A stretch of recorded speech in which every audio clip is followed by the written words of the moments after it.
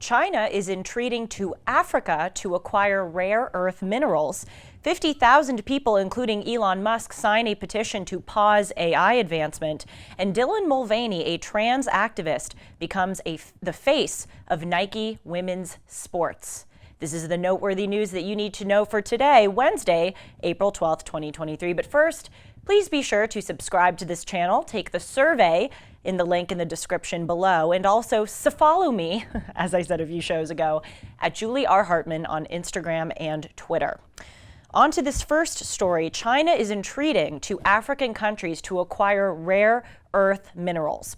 So just to put some context to this story, we know that the United States under the Biden administration has been pursuing some green energy policies. This is what President Biden calls them, including shifting to away from gas-powered cars towards electric vehicles. In California and New York State, there are laws now that say that by 2035, gas-powered cars and trucks should be out and replaced with these electric-powered vehicles. We also know that President Biden and the Democrats passed the Inflation Reduction Act, which actually did nothing to reduce inflation. Instead, it was really a Green New Deal Act, which provides subsidies to green-friendly causes and companies. So it sounds really good in theory to transition away from gas-powered vehicles towards electric vehicles. But here's the thing that not many people know. The batteries that are required in those electric vehicles, actually, the batteries consist of rare earth minerals, which is just so funny because in order to get the rare earth minerals for these so-called green cars, you need to mine for them. And the whole point, supposedly, of transitioning away from gas-powered vehicles is that by drilling for fossil fuels, you are harming the environment. But by drilling for rare earth minerals, you are also harming the environment. In 2021, the United States imported rare earth minerals worth $160 million, which was a significant increase from $109 million in 2020. And now in 2023, that number is up into the $200 million range. Jose Fernandez, who is the U.S. Secretary of State for Economic Growth, Energy, and Environment, said that electric vehicles are expected to command half of the global market by 2030, and that demand for lithium, which is one of the rare earth minerals for these batteries in these electric vehicles, is expected to increase 42-fold by 2040. So this is not just confined to the U.S. market, this demand for rare earth minerals, but it is, again, expecting to command half of the global market. So when things are commanding half of the global market, we know that there's a power that likes to step in and mark its territory, and that, of course, is China. According to the Eurasian Times, in 2021, China produced 168,000 metric tons of rare earth minerals, and the U.S. imported almost 78% of its rare earth compounds and metals from China. China is also responsible for some 80% of the world's lithium refining. So they are not only acquiring these minerals, but they are also sort of holding the market in refining them, i.e. getting them ready to be able to be used in these electric-powered vehicles, specifically the batteries. So where is China getting access to these rare earth minerals? Well, the continent of Africa. We know there has been a history of European powers colonizing Africa in order to attain these rare earth minerals, and now China is stepping into that place. Specifically, they are mining for cobalt and, as I just mentioned, lithium. The Chinese company Zijin, which is spelled Z-I-J-I-N, is one of the largest mining groups in the world with interests in lithium, copper, and other metals. They operate, and ready for this, South Africa, the Democratic Republic of the Congo, Madagascar, Malawi, Mozambique, and Tanzania. Okay? Tony Carroll, who is the director of Acorus Capital and an international advisor to the conference known as the African Mining Conference, has said that the Chinese, quote, made it a priority to corner the market for critical minerals about 2 decades ago and supported that strategy with massive public diplomacy and infrastructure investments into Africa, most of which came via long-term debt. The West woke up to this strategy too late and have been scrambling ever since, he said. So again, this is just such an interesting situation because as the Biden administration is trying to move us away from gas-powered vehicles and towards electric vehicles, he is doing two things which are contrary to our interests. Number one, he is not solving the environmental crisis. As I said, in order to get gas-powered vehicles, you need to drill for fossil fuels. But in order to get electric-powered vehicles, you have to drill for these rare earth minerals, which is really no different. That's number one. And number two, he is entreating to our adversaries, to foreign powers like China, in order to get these rare earth minerals. And by the way, even if you look at what's been going on with acquiring gas for gas-powered cars, the Biden administration has also been entreating to our enemies and adversaries. For instance, President Biden begged Mohammed bin Salman, who is the crown prince of Saudi Arabia, for oil. He agreed to increase oil production, and then he turned back on it because of his disdain for President Biden. And President Biden also entreated to the Venezuelans, a horrible communist, or rather socialist, dictatorial regime. President Trump, under his administration, made us oil independent, but since President Biden took office, we again have been asking our adversaries for help. So it's just another example of the ill-advised policies under this administration. Also, a quick note about other things that are going on in Africa.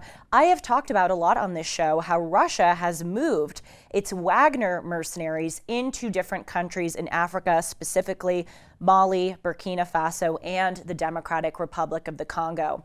This Wagner mercenary group are a group of mainly Russian-run militias who are going into Africa under the guise of trying to eliminate jihadists or Islamic terrorist organizations from wreaking havoc on the continent. But really what Russia is trying to do is establish its hold in this continent. We have seen that there have been egregious human rights violations in the aforementioned countries of which the Wagner mercenary groups now rule. So if we look at the continent of Africa as a whole, China is coming in and taking rare earth minerals, one adversary of ours, and Russia is coming in and replacing European troops with Russian troops.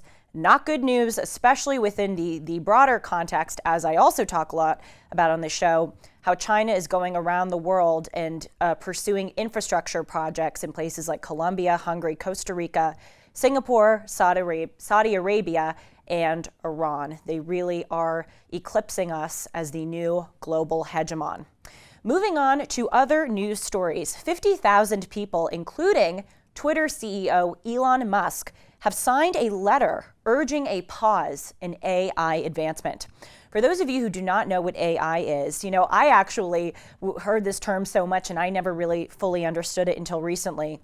It is a branch of computer science that builds smart machines that are capable of performing tasks that typically require human intelligence. So the most recent example of an AI technology is ChatGPT, where you can go online, type in a prompt like, please write my friend Phil a birthday toast, or please answer this question for me. And what ChatGPT does is it is a technology that scans human writing, like thousands and thousands of samples of online human writing, to formulate human-sounding responses immediately to prompts. So we are moving into this realm of life where, again, a eulogy or a birthday toast or stuff that would otherwise require human effort in writing can now be replaced by machines.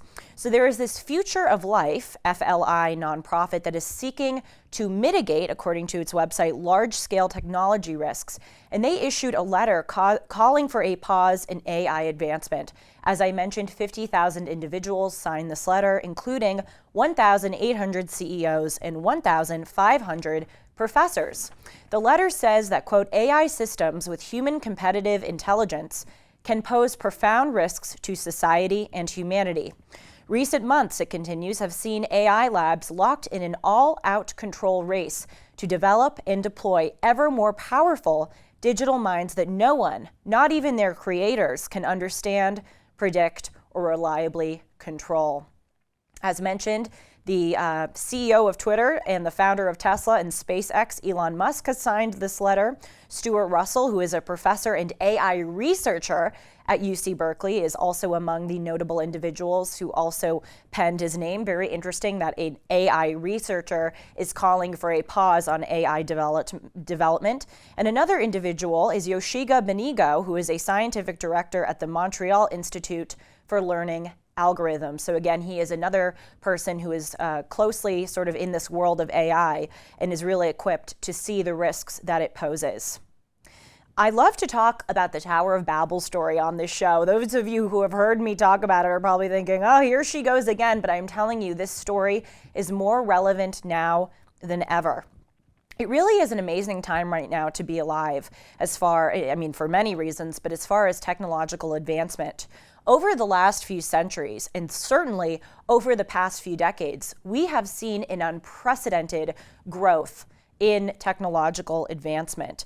And few people would deny that over the course of the past few centuries, technology has made our lives safer, more efficient, and indeed healthier. I think that few of us would deny that airplanes, cars, hearing aids, prosthetic legs, MRI scans have enriched humanity. But really starting, I would say, in about 1945, when the United States dropped the 2 atomic bombs on Japan, starting really then with the Manhattan Project, we have sort of been ushered into this new realm of life where we have to contemplate how far technology can go. And this has also been put on display with the advent of social media. Instagram wasn't founded until 2012, if you can believe that. It's only been around for 11 years, and look at how much it has become a part of our daily lives. So now that technology has brought so much good to our society, we're sort of going into this realm where technology is being created for the sake of it. And so we have to ask this question: just because we are capable of making a certain technology, does that mean that we should necessarily do it? Things like ChatGPT and even virtual reality headsets beg this question. And so again, I go back to the Tower of Babel story, a story that was written 3,000 years ago, which I think evinces the Bible's divinity, the fact that a story that was written literally 3,000 years ago has so much relevance to our time. This story, some think, is meant to explain why and how we have different languages. But actually, I think the moral lesson of this story is all the more relevant. Basically, what happened is that many individuals came together. They wanted to build a tower to the heavens to, quote, make a name for themselves. And God saw that they were building this tower up into the sky, and he said, if as one people with one language for all, this is how people have begun to act, then nothing that they may propose to do will be out of their reach. So then God confounds their language, scatters people across the earth. But that one line, the fact that these individuals came together to make a name for themselves, is really relevant here. That is what we are seeing now. With the advent of these new technologies, it isn't so much about making the world healthier or safer. It is about making a name for oneself, about building technology for the sake of glory, for the sake of bringing income and monetary prosperity to certain companies like Apple and Microsoft. And we really have to step cautiously here. We are now seeing Tower of Babels all around us. People are just coming up with these new technologies in order to build into the heavens, again, to make a name for themselves. I point to virtual reality headsets. I had John Moody on this show, who's the former vice president of Fox News. He wrote this fascinating novel called The World We Wish about, it's actually a historical fiction novel about the CCP, life under the CCP, those who don't know the acronym, the Chinese Communist Party. And one of the things that Mr. Moody points out is that the CCP is investing in virtual reality headsets. Why? Because they want to give it to their people, because they don't care if their people are free in another fake universe. They don't care if their people put on a virtual reality headset, they can eat wherever they want, go wherever they want, do whatever they want, as long as in this reality, those people are really enslaved or sort of under the jurisdiction of the Chinese Communist Party. It shows we really have to contemplate what we are doing with this technological advancement, and is really a warning of what happens when we sever morality from advancement. we have to guide our society with values. Just as you don't send kids to school just for the sake of making them smart, you send them to school so that they can learn certain facts to become better, more functional people. It's the same thing with technology. We have to guide it so that it serves a purpose to better humanity. And we are going into this age where people are considering even genetically modifying new babies. I mean, I think this Tower of Babel story, I know I'm like talking about it constantly. I think it is more relevant now than just about ever. And finally, on to our third news story of the day. Dylan Mulvaney, a transgender activist and influencer, has become the face of Nike women's sports. Nike is paying her a hefty sum to post photos on Instagram and be essentially an influencer to promote Nike women's sports bras. Dylan Mulvaney, though, was born a man and transitioned to become a woman. This is not the first time that Nike has used a trans influencer in an effort to reach more women, biological women, through their initiatives. For instance, just a few years ago, Nike launched the Play New campaign in 2021, and its objective was to get 400 million teenage girls across the world to play more sports. And it was specifically targeted towards young girls in countries like India, which specifically where young women face more barriers to playing sports than men. And so for this Play New campaign, Nike decided to hire Mara Gomez, who was born a man, and is the first trans woman to play in Argentina's professional football league. It's just amazing that Nike is using biological men to advertise to biological women. I'd like to pause and point out, how do we not see that this is a form of patriarchy? Just a few years ago, imagine if you could go up to someone and say that men would dress up as women and pretend to be women, and they would get trophies and sponsorships that otherwise biological women would get. Wouldn't we all agree that that is the patriarchy that so many people talk about? It is also important for me to note, though, I do believe, at the risk of maybe sounding bigoted, I do believe that there is a small segment of the population that is truly transgender.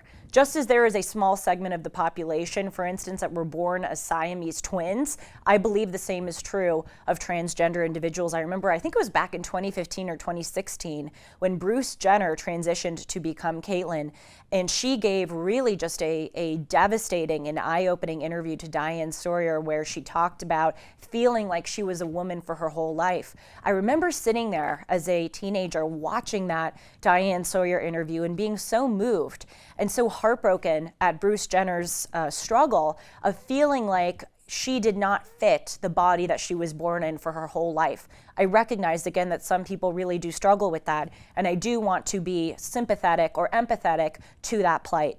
However, nevertheless, it doesn't diminish the fact that there are many people who are just hopping on the bandwagon, or people who maybe don't even, or are being manipulated into thinking that they are transgender.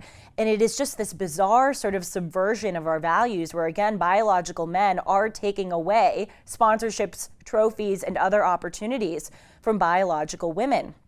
And the final thing that I'll say about this, and I say it about whenever there's a new woke outrage pertaining to this transgender movement. Just last week, I'll just name a few. A California Christian school no longer is receiving state funding because they refuse to teach transgender agendas that the state wants them to teach in schools. Also, there was a woke outrage in Britain where Britain's publicly owned Channel 4 news network has put out a body-positive television program in which full-grown adults, including post-operation transgender individuals, are stripping down naked in front of children to supposedly educate these young kids about different body types. We see a lot of these stories coming out, and the one thing that I always point out is that this is a creepy movement to gain converts, to proselytize people, to go out and make them transgender.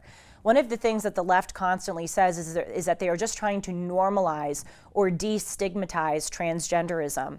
And of course, everyone deserves tolerance within the bounds of the law. Of course, murderers don't deserve tolerance, but everyone within the bounds of the law who makes different lifestyle choices deserve to be tolerated. That is one of the necessities of living in a democratic, pluralistic society such as the United States. You have to respect people's differences. But there is a difference between tolerance and outright endorsement and support. And we are seeing that this supposed movement to just afford tolerance is moving into the latter categories of trying to proselytize and get people to endorse these certain lifestyle decisions. There is no other reason for trumpeting and plastering this transgender movement on everything, Nike women's sports bras in schools, on televisions. It's not trying to normalize, it's trying to recruit people to this cause. When you go to a 4-year-old who has no reliable conception of the world, and you put a drag queen in front of them and tell them that they may be a different gender in their heart than they are in their body, again, that is totally proselytizing. That is trying to convert people. That's not normalizing. You are taking someone with a blank slate and you are trying to paint the picture for them and inform their lifestyle in a way that maybe they otherwise wouldn't have done. So, of course, there are certain individuals for whom we have to afford tolerance, but this movement is just getting totally out of control, and this Nike women's sports thing is just another example. Thanks for joining us today, and I'll see you soon. Reminder, please subscribe, take the survey, and follow me at Julie R. Hartman. Be well.